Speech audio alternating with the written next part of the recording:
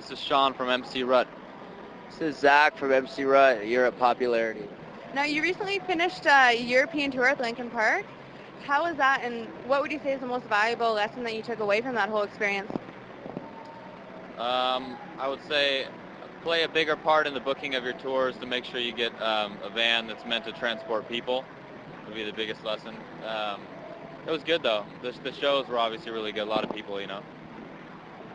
How do you want to progress from this album? Where do you want to take this next? Any ideas? I guess you would hope that just by writing, continuing to write new music, that you are progressing. I don't think anyone's ever really setting out to do the same thing that they already did. But we've been writing music a long time. I think it'll just naturally find its way. Have you ever been unsure of the direction that you wanted to take your music in?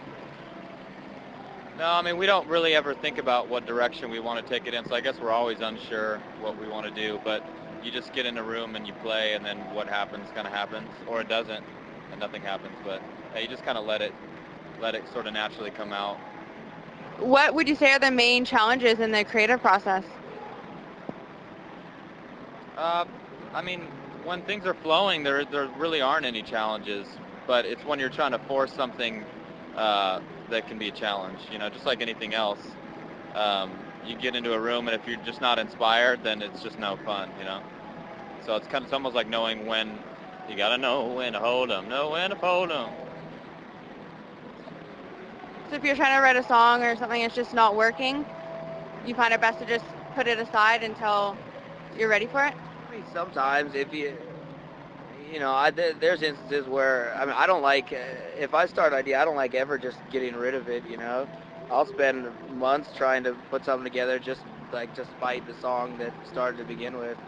So I mean, it's always more fun when it comes out easy, but it could go really either way. Do you find it more rewarding when it's more difficult? No, not. I think not necessarily. I mean, the rewarding part is just being able to have finished it and you've accepted that the song is done. What song has been the easiest to create, and what one has been the hardest to create? No idea. It's been so long since we wrote those songs. I don't know. Yeah, I don't think there's one specific that was so much easier than the other. Like we'll just go through sections where we'll write a big group of songs at once, and then we won't, and then we'll kind of go back to that again. But it doesn't stand out like one was really hard. I know there was a song, "Are You on Your Way," on a record that took us. It was the only song that sort of took us doing it twice to get it right. The other one sort of came first time. And that was more of a recording thing than it was the song. Yeah. The song was already pretty much written. How would you articulate the overall theme and attitude of the album? Jaded. Yeah. I don't know. I think at the time when we wrote it, we were probably just like not extremely excited about where we were, in life, and maybe we're still not. So we're probably ready to make another record just like it. Have you started writing more material yet? Things are kind of, things are always sort of being written in the back of your mind, but we haven't really sat down and started writing a second record yet. When do you hope to do that? We have to be home first in order to do that. So we haven't really been home long enough to actually want to go back in the room to start doing music, So it's whenever we have enough time off, that'll kind of happen on its own time. Are there any notable albums that you feel have actually changed your life? Probably more than I could even list right now. Any of our favorite records that we still listen to after 10 years or, probably changed our lives at the time. Not even one really even sticks out at the moment. I know there's a bunch of them though. Can you describe your attraction to music?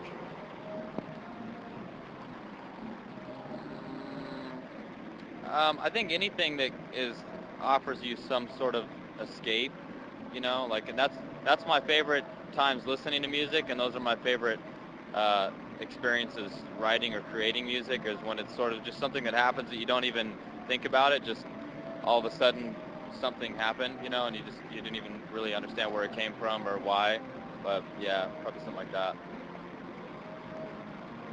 Do you find that as you perform songs more and more that they evolve and change, and just do songs grow? I think to a certain point, you know, but some songs you play for so long, they've already evolved as a live song, so then they become another thing. I mean, I don't think there's an endless amount of evolving that a song does necessarily. Yeah, I think it just depends on the song, you know.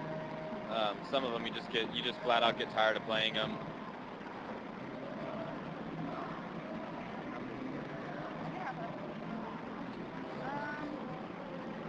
At this point, what do you value most about the band? About our band, I think just you get to a certain point where you're no longer young anymore, and you just sort of are who you are.